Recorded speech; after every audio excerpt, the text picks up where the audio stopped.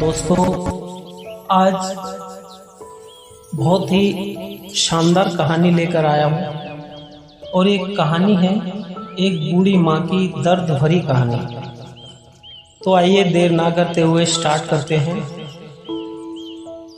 एक माँ कह रही है, 3 साल हो चुके थे बेटे को अपना घर छोड़कर विदेश में बसे हुए। इन 3 सालों में बूढ़ी माँ और ज्यादा बूढ़ी हो चली। 75 वर्ष की उम्र में सुलोचना देवी की याददाश्त काफी कमजोर होती जा रही थी। उन्हें रोजमर्रा की चीजें याद न रहती, लेकिन जो उन्हें हमेशा याद रहता वो था उनका बेटा। दिन हो या रात, एक एक पल, कोई पल ऐसा नहीं जाता जिस पल वो अपने बेटे को याद ना करती हो। दूसरी तरफ बेटा था जो साल भर में एक आध बार अपनी माँ को फोन कर लिया करता था और 1-2 मिनट से ज्यादा बातें भी नहीं किया करता था। फिर भी बूढ़ी माँ टकटकी लगाए अपने बेटे का इंतजार करती रहती थी। एक दिन बेटे का विदेश से फोन आया। हेलो हेलो, सुन रही हो ना माँ? अनिल बोल रहा हूँ। तुम्हारा बेटा, कैसी हो माँ? मैं ठीक हूँ बेटा। तुम और बहू और मेरा पोता कैसा है? माँ ने पूछा। सब अच्छे हैं माँ। मैं अगले हफ्ते गांव आ रहा हूँ माँ, तुम्हें लेने। अब हम सब साथ में ही लंदन में रहेंगे माँ। तुम्हारी बहू कह रही थी माँ को यहाँ लेकर आओ, बेचारी वहाँ अकेली परेशान होती होंगी, बेटे ने कहा। माँ की बूढ़ी सूखी आंखों में आंसुओं से भीग गई। उसके कमजोर शरीर के नस नस में खुशी की लहर दौड़ गई। बेटे और बहू का अपने प्रति प्रेम देखकर माँ का मन खुशी से झूम उठा। बेटे ने आगे कहा, माँ तैयार रहना माँ, मुझे ज्यादा दिन छुट्टियां नहीं हैं। जिससे जितने पैसे लेने हैं लेकर रखना। तब तक मैं प्रॉपर्टी डीलर से बात कर लेता हूँ घर के लिए। घर के लिए? माँ ने पूछा। हाँ माँ, गांव का घर हमें बेच देना पड़ेगा। अब हम साथ में ही रहने वाले हैं तो वहाँ घर रखने का कोई मतलब ही नहीं है ना माँ, बेटा बोला। बुढ़ापे की वजह से ठीक से चलने में अक्षम माँ ने पूरे मोहल्ले में घूम घूम कर अपनी इस खुशखबरी को सबको सुनाया।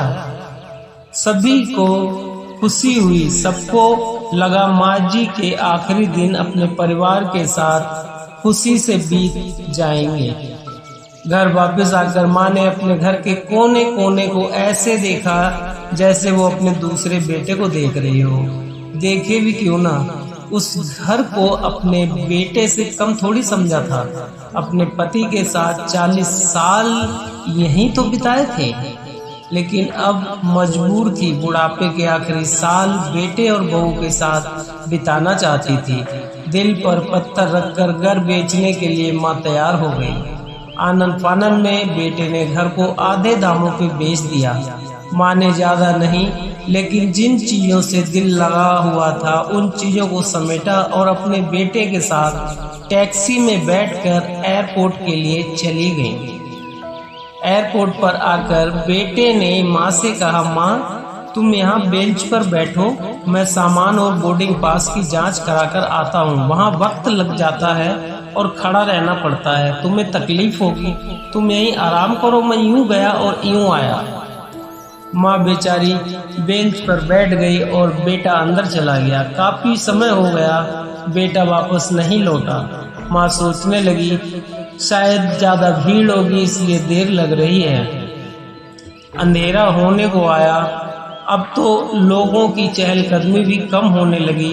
माँ को अब चिंता होने लगी। एक कर्मचारी ने आकर पूछा, किससे मिलना है माँ जी आपको? यहाँ पर क्यों बैठी हैं? डरती हुई आवाज में सुलोचना देवी बोली, मेरा बेटा अंदर सामान की जांच कराने गया है, लंदन जा रहे हैं हम। क्या नाम है माँ जी आपके बेटे का? कर्मचारी ने पूछा। अनिल नाम है मेरे बेटे का, सुलोचना देवी ने बताया। कर्मचारी अंदर गया और थोड़ी देर बाद बाहर लौटा। उसने सुलोचना देवी से कहा, माँ जी, लंदन जाने वाली फ्लाइट तो दोपहर को ही जा चुकी है और आपका बेटा भी उस फ्लाइट में बैठकर लंदन जा चुका है। अब आपके यहाँ बैठने का कोई मतलब नहीं है, आप भी अपने घर चली जाइए। क्या जा चुका है और मैं घर जाऊं? घर? माँ की आंखों से आंसुओं का सैलाब उठने लगा। जैसे तैसे माँ घर पहुंची, जो अब उसका था ही नहीं, बिक चुका था। वो वहीं बरामदे में तुलसी के पास सो गई।